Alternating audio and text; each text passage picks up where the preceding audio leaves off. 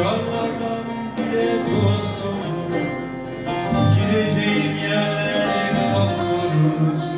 Ne kadar çeksem içimden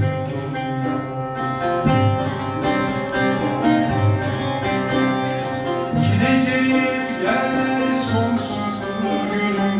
Rüzgarlardan bile dostum, gideceğim yerler kapkırmızı.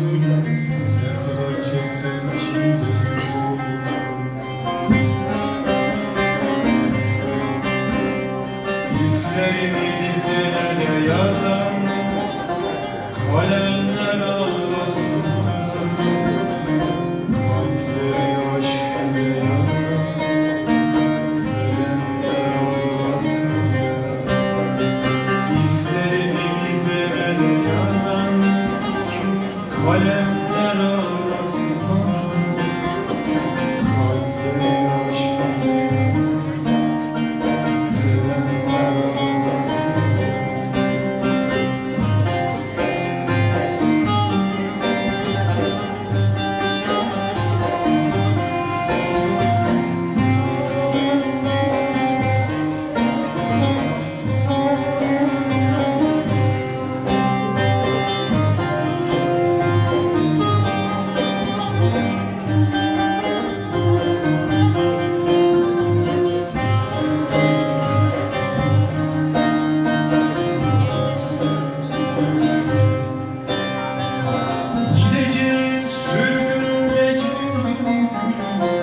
sormazsam başka sorulmaz.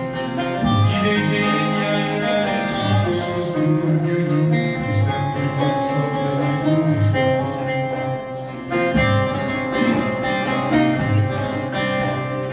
Gideceğim sürgün mecburdum gülüm.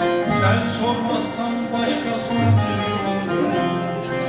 Gideceğim yerler sonsuzdur gülüm. Sen duymazsan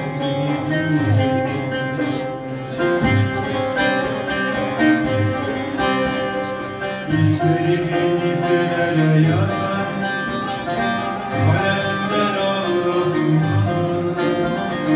Kalpleri aşk ile yanan sevenler ağlasın. Hislerimi dizelere yazan